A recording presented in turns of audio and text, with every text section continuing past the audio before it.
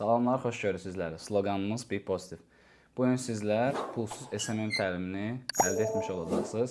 Bacardığım qədər bütün məlumatları sizinlə bölüşəcəm ki, siz də bu sahə üzrə, belə deyək, öz işinizi qurub, sərbəst işləyərək və yaxud daimi işləyərək bir şirkətdə, bir daimi işləyərək pul qazana biləsiniz.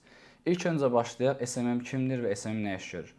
Əfsus olsun ki, Azərbaycan SMM dedikdə sadəcə səhifələri idarə edən, mesajlara cavab yazan, postlar, məsələn, reelslər paylaşan, hekayələr paylaşan və bu qısıtlamalarla, bu sərhədlər içində SMM adlanır, amma əslində SMM bu deyil. Sosial media marketinq də var, bir də var sosial media menecer.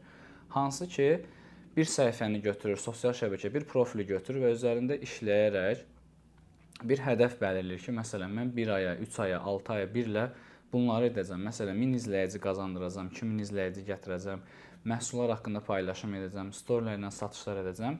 Yəni, hədəflər olmalıdır və hədəfləri artıq şirkət deyil, SMM özü etməlidir və artıq SMM-in gördüyü işə görə şirkətlər, belə deyək, ödənişlər edir.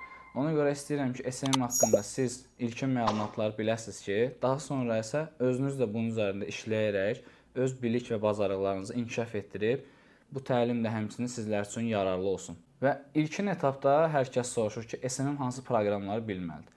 SMM ilkin olaraq dizayn proqramını bilməlidir. Yəni, posterlər hazırlamaq üçün dizayn bilməlidir. Amma mən hər zaman deyirəm ki, Canva ilə işləyə bilərsiniz və yaxud digər proqramlar var, hansı ki, dizaynerlər bunu daha yaxşı bilirlər. Və mənə də bu dizayner bilikləri zəifdir.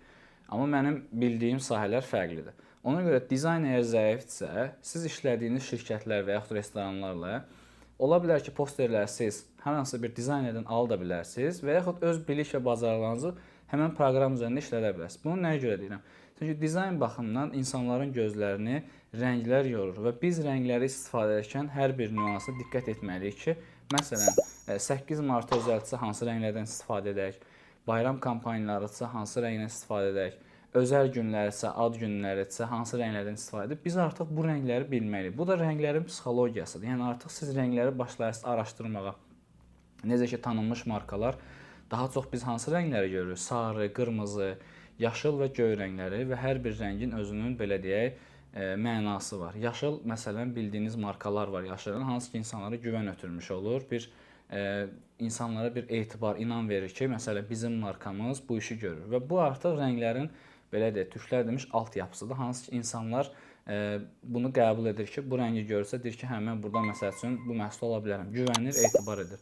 Və yaxud həmçinin mavi rəng, göy rəng belədir, qırmızı və sarı rəng də belədir. Bu artıq sizin işinizdir ki, artıq onu rənglərin psixologiyasını öyrənib, daha sonra isə bunu dizayn olaraq istifadə edə bilərsiniz. Daha sonra isə InShot, CapCut, Vn və belə proqramlar çoxdur. Mən hal-hazırda CapCut istifadə edirəm, sizlərə də tövsiyə edirəm.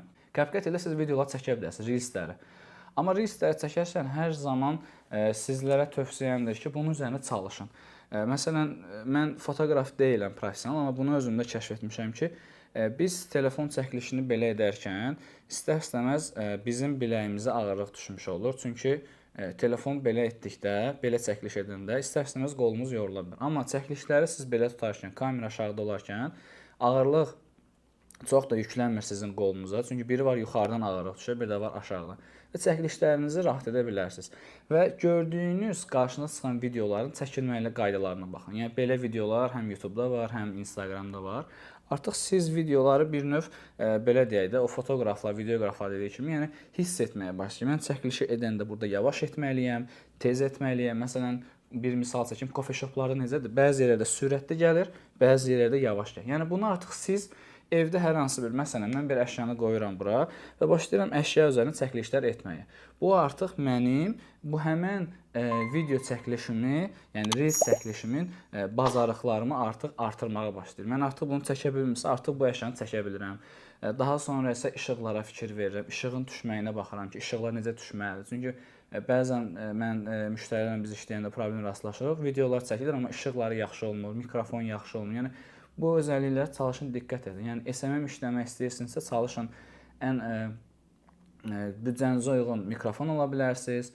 Əgər alınırsa, açıq belə işıqlı yerə çəkiliş edin, pəncərə yaxında olsun ki, günəş işığı olsun ki, daha gözəl videolar çıxsın. Amma studiyada olsa, aldığınız o işıqlar da ola bilər. Amma çalışın, əgər günəş işığı varsa, təbii işıq varsa, bu daha videolarınızın, həm də şəkillərinizin daha aydın, daha gözəl alınmasında olacaq və artıq siz bu bacarıqlarınızı inkişaf etdiniz. Daha sonra şəxslərin çəkilişində, hər hansı bir şəxs danışırsa, onların çəkilişini edə bilərsiniz və zaman-zaman inkişaf edib, məsələn, hal-hazırda telefonum tripod üzərində, tripodun belə deyim, üzərində çəkiliş edə bilərsiniz və yaxud gimbal var, hansı ki, hərəkət eləyir, telefonun titrəməməsi üçündür, amma CapCut-da da bunun belə deyim, titrəmə vasitəsi var, hansı ki, orada 100% edəndə titrəməni də aradan qaldırır.